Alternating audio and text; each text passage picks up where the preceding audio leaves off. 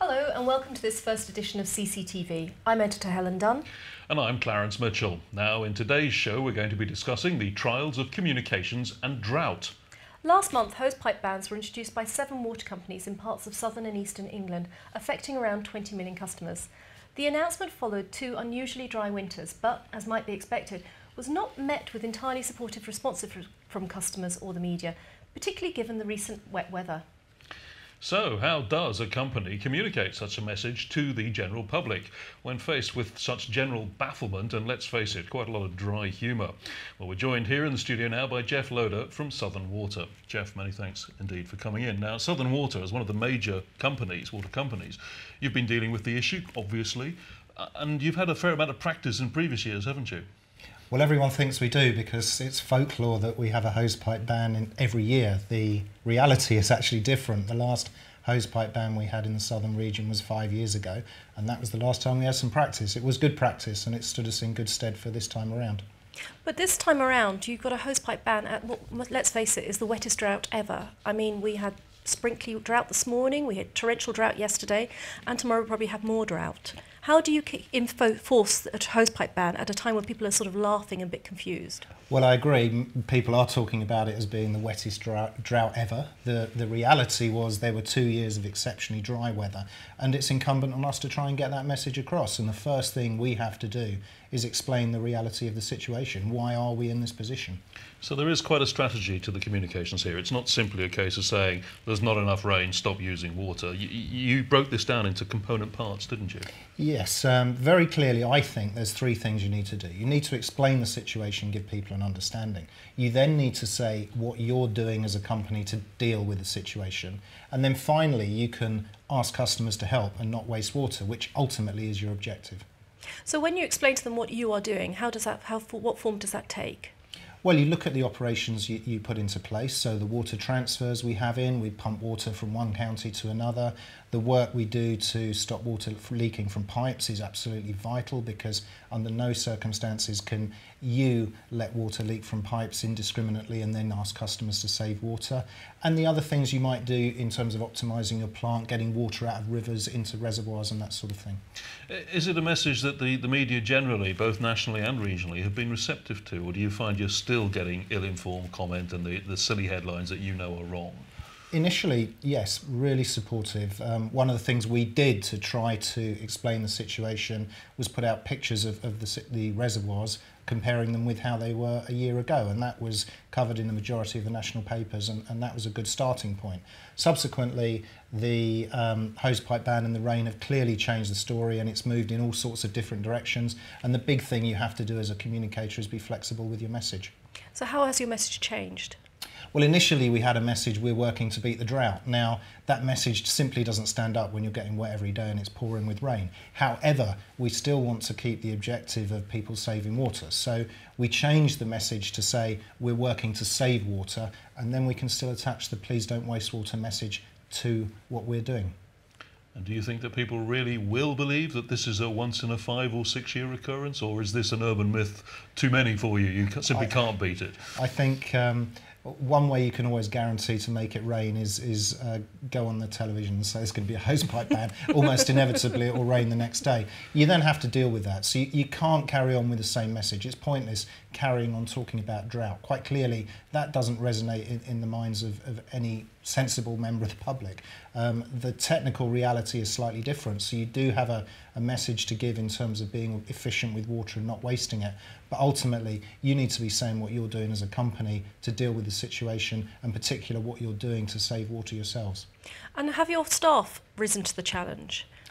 Yes, it is a risky run if you don't keep your staff informed. Southern Water has about 1,800 staff. They're all ambassadors for the company.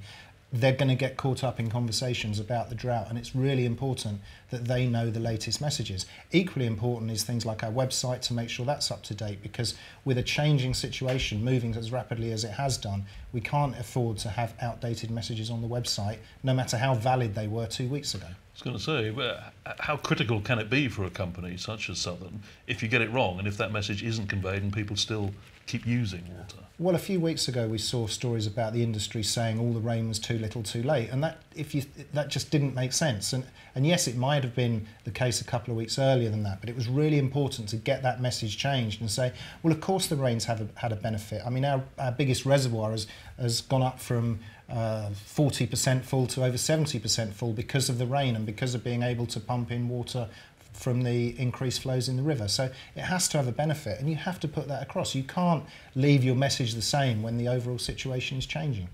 Jeff, I think that's all we've got time for today. Let's hope the situation improves for Southern and indeed all of your colleagues in the industry. Many thanks for coming in. Thank you. Thank you. You can find out more about this subject in our latest edition of Corpcom's magazine and also on our website. So, moving on from drought to an area flooded with controversy. See what I did there? Political campaigning. Experts say that corporate communication specialists are increasingly turning to methods more common within the walls of Westminster. But what does this actually mean for corporate communications? Claire Harrison caught up with Andrew Cumsty of Direct Impact to get under the skin of the issue and to find out how political campaigning techniques are now gaining momentum in the private sector. Thanks for joining us, Andrew. So, to start, some people are suggesting that the business world is increasingly borrowing campaign tactics from the political world. Do you agree?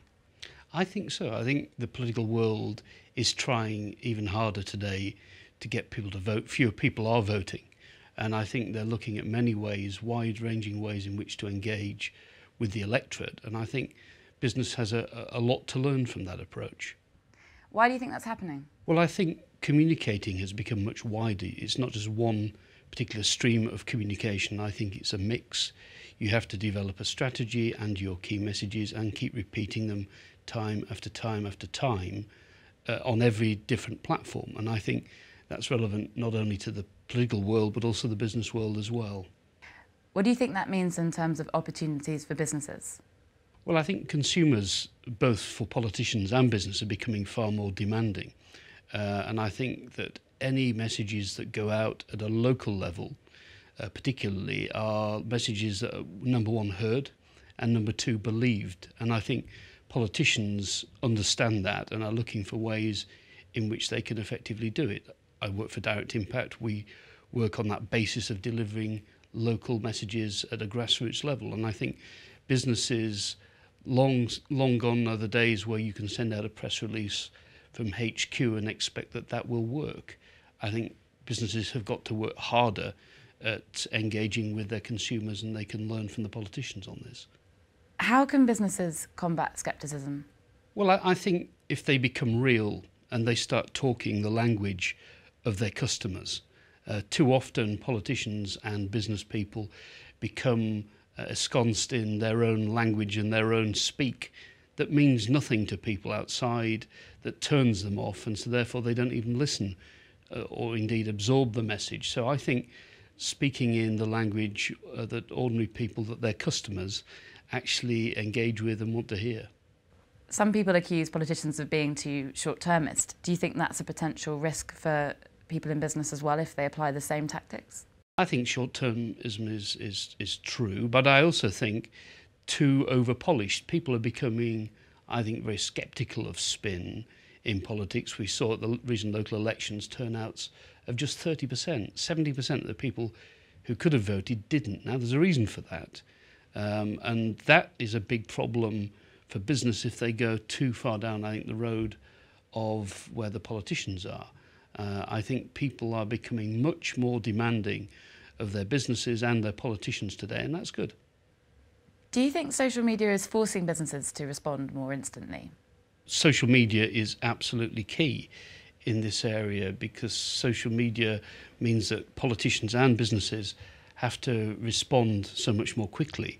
If they don't as businesses, it can have a profound effect on their share price, as we've seen from very many well-documented case studies in business. So exactly right, using social media and understanding how social media can affect the environment in which businesses trade is absolutely key. Some people have suggested that companies are looking to affect behavioural change in the way that political campaigners have always done. Do you think that's true? I think changing consumer behaviour is key, but also engaging with consumers in areas that consumers want them to. Marks and Spencer's recently have had this interesting initiative where they've asked customers to bring clothes that they're not going to use back into Marks and Spencer. And I think that's a strong example of a well-known brand actually engaging with their customers at a level that the customers understand, because customers want to put something back, and if Marks and Spencers are the enablers there, then I think that's a very strong engagement with their customer base. And what do you see the main differences being between political communications and corporate communications? I think the main difference from my experience is that the political communication is a lot more consistent. Michael Heseltine once said to me, take a message and repeat it and repeat it and repeat it. And I think that the corporate world can learn from that. If you've got a good message, if you've got a strong, consistent strategy, then you should stick to that and constantly repeat it through every channel you can. Well, it's been an eventful month in the world of corporate communications, and here's Clarence with our 60-second roundup. Thanks, Helen. Now, Facebook's historic IPO and constant valuation speculation has had the tech industry in a bit of a frenzy this month. That's despite the fact that investors have already been issued with a profit warning, conceding that it hasn't kept up with the public's move towards mobile devices to access the social network. Facebook admitted the growth of mobile apps could threaten its long-term financial prospects. The testimonials by News Corporation's chief Rupert Murdoch and his son James made News International the most written about story in the UK broadsheets last month.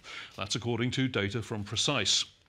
And finally, we all know that petrol heads are devoted to their cars. Well, here's the proof. A survey by agency Social Bakers has found that the car industry has the highest level of fan engagement on their corporate social media pages. That's compared to 9 other global industries, including fast-moving consumer goods, alcohol and fashion. So what else has the industry been talking about this month? Well, the government has announced a ban on all cigarette brand packaging in a move to dissuade young users from picking up the habit. But is it going to work, and what does it mean for brand identity? Are smokers really influenced by the brand packaging in their purchases? And will it encourage existing smokers to kick the habit? To find out, we caught up with a few people near Corpcom's HQ to see what they thought of it all. I don't think the branding is necessarily something that it sells the cigarettes. Certainly not for me personally. I buy branded cigarettes that I like smoking, and I think if they change the branding on it, it's not going to make any difference to me. It'll definitely change the brands, because you won't be able to see, you know, if some person smokes a red packet, you don't know what it is anymore. So you know, there'll need to be a lot more variation as the packets would. I don't think it'll stop people smoking. You don't think it'll stop people smoking? No, because cigarettes, they're going to be the same colour. Yeah. It's just the packet is different. So to me it doesn't make much difference because I'm not a smoker, but I had my little cousin playing with them because they were bright and shiny and stuff, and she was like, oh, they're really pretty. I was like, that's really scary because it's for cigarettes, which obviously will have negative connotations. That helps to give an idea of what the flavour of the cigarettes would be like, and the difference between the quality and so on. How much effort they put into the branding suggests how much effort they put into the ingredients and so on. Well, that's all we have time for in this edition of CCTV, but please do join us again next month. Thanks for watching. Goodbye.